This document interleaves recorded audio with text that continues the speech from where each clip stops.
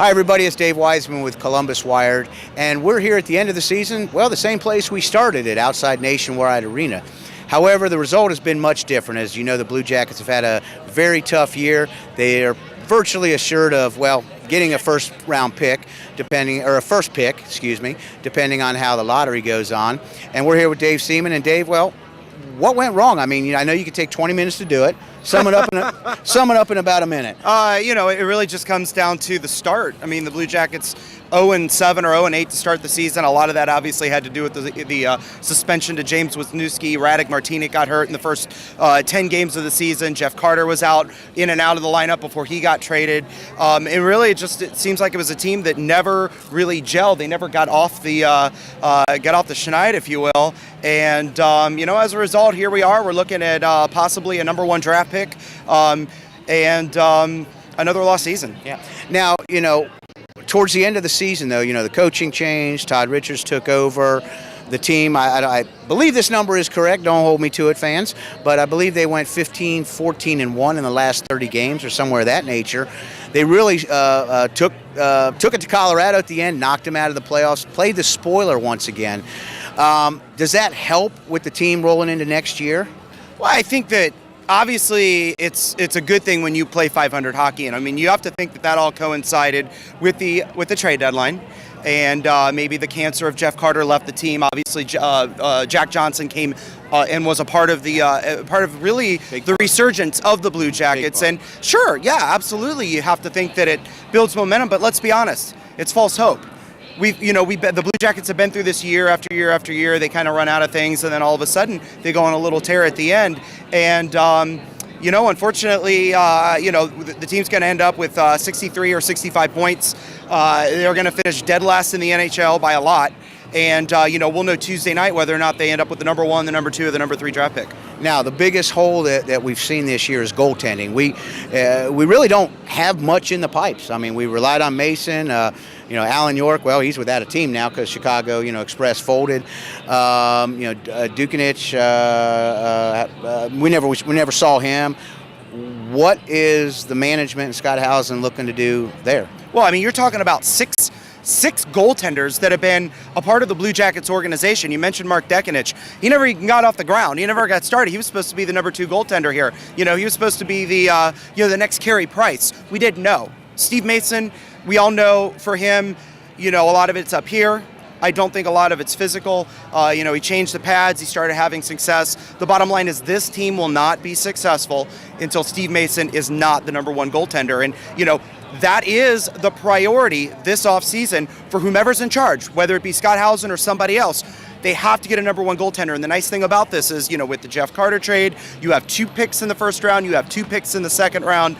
So you have some assets. There's obviously the question of whether or not Rick Nash will be traded in the offseason. Right. So there are, the Blue Jackets have things to play with as far as trying to get that number one goaltender. Now, do you think we can turn those draft picks into a veteran goaltender, or are we looking to get another young guy, as we've done in the past, to try to bring up, through the, what I'm saying, like we've done in the past? That's what we've historically done. I think that, Steve Mason's under contract for another year. Yeah. Steve Mason's making $2.9 million next year. He's going to be part of the organization unless you can move him. I think that you got to look at a backup goaltender or someone who can come in who has potential to be that number one star. But again, it's so hard to tell with how tight these, the National Hockey League is, the parity in the league.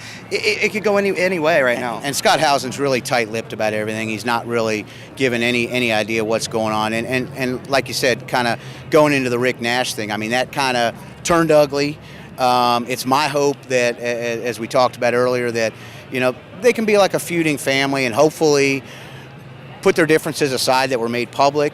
And, because if he stays with this team, it's going to mean great things. If he goes, we're not sure what we're going to get. How do you feel? And that's the big question.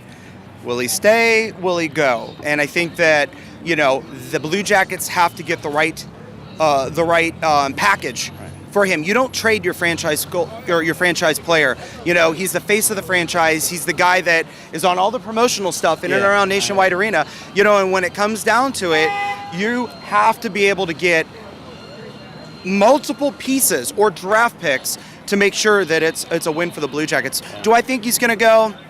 It really looks like he's going to go. I'd hate to see it, but who knows? I know that Halzen's going to sit down and talk with Nash and his agent. Once the season's over, and we'll figure it out. Right. And we'll hope that it ends in a positive way for everybody on that. The young guys, they've really been pulling their weight. Cam Atkinson, a hat trick the other night in Colorado. Ryan Johansson playing well.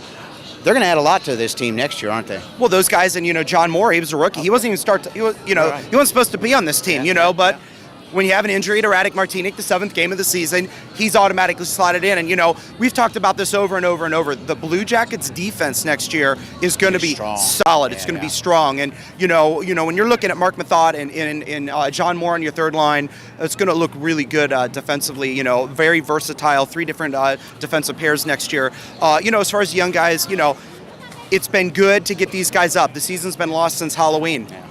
So it's been an opportunity for these guys to come up and just kind of learn and go. And, Maxim Mayarov, you mentioned Atkinson, Nikita Nikitin is a guy that came over in a trade. He's still a young guy. I mean, so lots of positive things, to take out of these young guys.